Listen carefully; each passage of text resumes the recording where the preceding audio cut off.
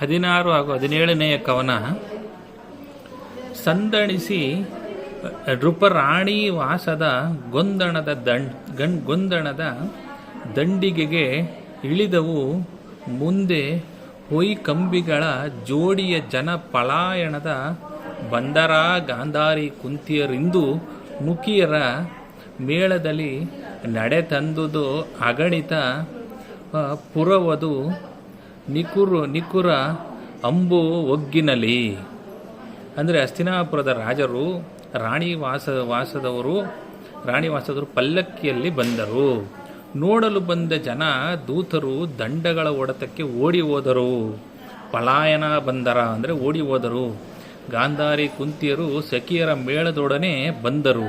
ನಗರದ ಸ್ತ್ರೀಯರು ಒಟ್ಟಾಗಿ ನಡೆದು ಬಂದರು. ವ್ಯವಸ್ಥಿತವಾಗಿ ಒಟ್ಟಾಗಿ ನಡೆದು ಬಂದರು. ಧನ್ಯವಾದಗಳು. ಹಾಗೂ 17ನೇ ಕವನ. ವಿದುರ ಧೃತರಾಷ್ಟ್ರರು ಸಹಿತ ಸುರ ನದಿಯ ಮಗನೈ ತಂದು ನವಭದ್ರದಲ್ಲಿ ಕುಳ್ಳಿರ್ದನು. ಪಸಾಯಿತ ಸಚಿವ ಜನ ಸಹಿತ ಒದರು ಒಗ್ಗದ ವಂದಿಗಳ ಬಿಡೆ ಸದೆವ ಬಹು ವಿಧವಾದ್ಯರವ ಮಿಕ್ಕೊದೆದು ಹೊಯ್ದುದು ಲೋಕ ಮೂರರ ಕರ್ಣಕೂಟರವ.